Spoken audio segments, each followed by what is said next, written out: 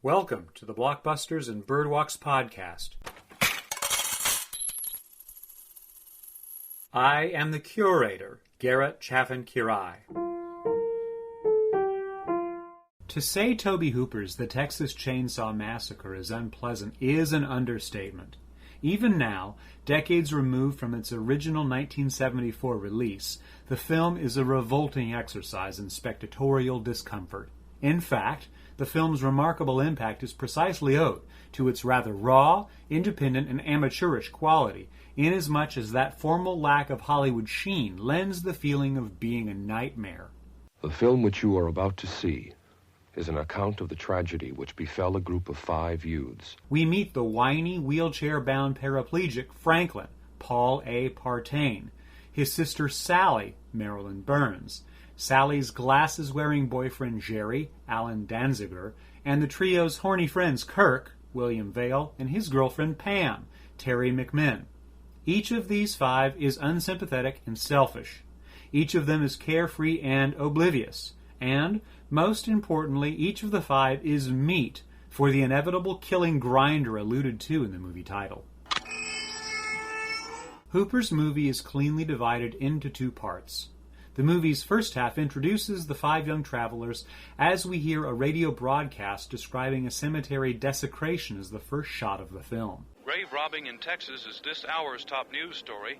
An informant led officers of the Muerto County Sheriff's Department to a cemetery just outside the small rural Texas community of Newt early this morning. Importantly, Sally and Franklin's grandfather is one of several bodies that have been molested in the graveyard, although they appear oblivious to this fact as they head towards Sally and Franklin's grandfather's abandoned family estate and pick up a spooky hitchhiker, Edwin Neal. The encounter with the stranger is awkward, and made worse with his stories of slaughterhouse practices. They take the head and they boil it, except for the tongue. And they scrape all the flesh away from the bone.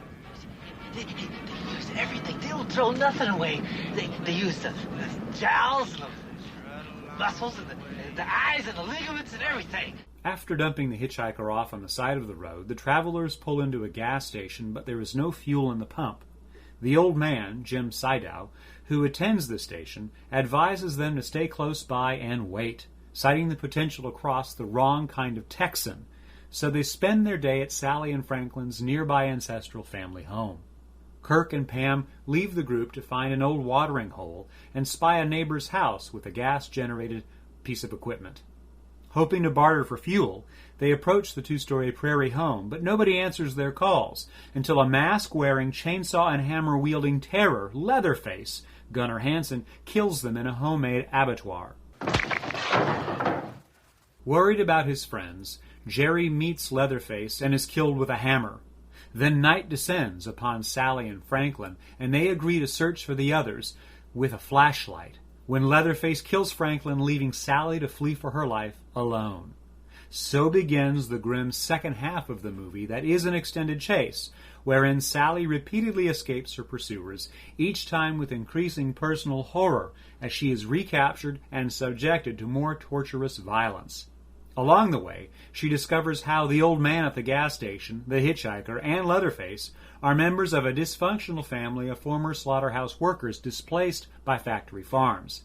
Having resorted to cannibalism to fill their plates, they now hunt whatever game comes their way, and they plan to use Sally as the centerpiece of a feast for Grandpa, John Duga, an extraordinarily decrepit old man and the family patriarch.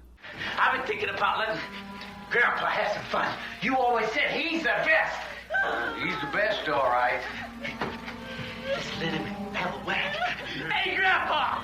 We're gonna let you have this one! Sally finally breaks free and runs to the nearby country highway while the hitchhiker slashes at her back until he is accidentally run over by a passing semi. When a pickup truck drives past her, Sally jumps into the flat bed as the sounds of her hysterical screams and laughter bleed together with Leatherface's chainsaw in a fit of missed opportunity. End credits. Once you stop screaming, then you'll start talking about it, suggests the copy from one of the film's promotional posters, and the sentiment is largely true. The Texas Chainsaw Massacre is worth talking about to unpack its cruelty, and it did usher in the late 1970s rush of slasher and sexploitation horror movies, largely based on the final girl model of Sally Hardesty. Of course, there were several earlier contributors to the model, including classic films like Alfred Hitchcock's Psycho and Michael Powell's Peeping Tom, both from 1960, and the then-recent exploitation favorite Wes Craven's The Last House on the Left from 1972. But Hooper's movie was undeniably unique as a cultish midnight movie that went mainstream, sort of, when John Carpenter's Halloween organized the final girl form with more sophisticated techniques in 1978, leaving behind Hooper's take on hellishly unbelievable worlds in which the killing takes place as a task of everyday life among dispossessed factory workers. Budgeted for $140,000, the film also went on to gross some $31 million domestically, making it a huge hit. More than that, it provided the basis and intellectual property for many sequels, remakes, and offshoots in the intervening years between then and now, and it spawned countless rip-offs, knockoffs, spoofs, and homage in various movies and TV programs. It even led to an Atari video game in 1982 in which the game player hunts trespassers as Leatherface. What's most profoundly disturbing about the Texas Chainsaw Massacre now rests on its simplistic formal quality. Hooper made an 83-minute-long movie built on handheld camera work, zoom lenses, very little music, virtually no character development, and the entirely grotesque premise of cannibalism as an alternative way of life, much like how the counterculture had been pushing back against boomer conformity during the same time period. The film's focus is frequently pushed in to examine the decor and costume of the killer family, or else we are forced to see the fear and hysterical terror that Sally expresses as she grapples with the reality that she's being made into dinner. Extreme close-ups of her eyes in particular give the film a disembodied, almost abstract expression of geometry rather than a narrative. The Texas Chainsaw Massacre is also interested in gallows humor, as if to underscore the plot with enough natural detail to make it seem realer than real. These rednecks might really exist, and they might really eat people, which was expressed on a bigger scale 18 months earlier in the spring of 1973 when Richard Fleischer's Soylent Green was released. Soylent Green is people! Thus, Leatherface is a near-mute, bumbling idiot who wears different skin masks depending on his household duties and the time of day. He's part cook, part butler, part host and maid. The hitchhiker is a psychopath, and he's lost the only profession he's ever known, now forced to live in isolation among a house of horrors with terrible roommates. Then there is their father, the old man, who is averse to killing, despite the necessity to stock his barbecue business at the roadside service station and to feed his family. The Texas Chainsaw Massacre is definitely not an advertisement for the beef and poultry lobby, nor is it a protagonist-driven classical narrative. In fact, it's boring in stretches and uneven in mood, all the more when we begin to identify, sort of, with Leatherface as he kills these travelers, especially Franklin. Naturally, Sally is the exception to this rule of mixed-up psychological connection, but she earns our devotion because she's so ruthlessly pursued by the cannibal family, not because she's attractive or interesting. The Texas Chainsaw Massacre is also a tribute to the University of Texas at Austin's developing film studies and film production programs during the 1970s, and it presents a rather blunt study of the modern age that increasingly marginalizes working-class people through automation. The cannibal family is highly symbolic of the dispossessed American hinterland, and here I'm leaning hard on Robin Wood's book, Hollywood from Vietnam to Reagan, first published in 1986.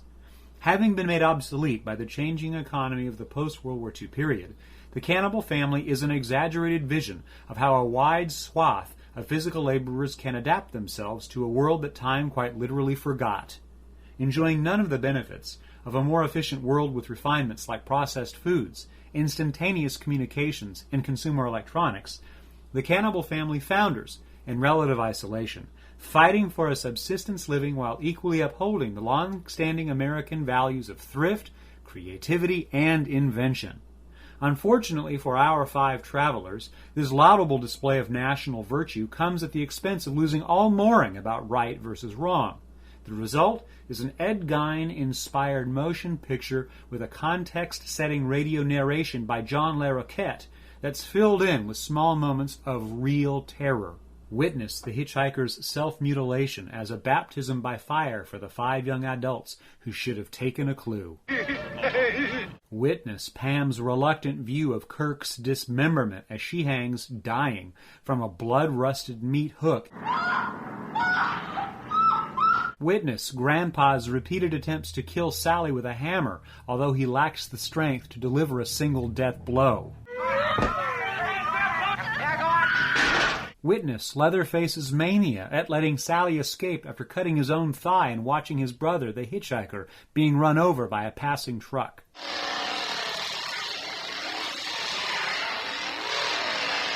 We may now remember 1974 as the year Francis Ford Coppola won another Oscar for The Godfather Part II, after competing with Roman Polanski's Chinatown and the Paul Newman and Steve McQueen action-adventure vehicle The Towering Inferno.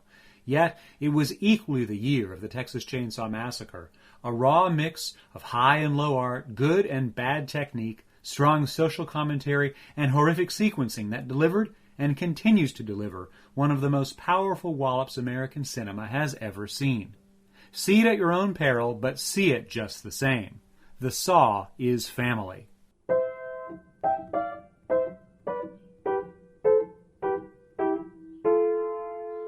Thank you for listening to the Blockbusters and Birdwalks podcast. My name is Garrett Chaffin-Quiray. Boop boobity doo.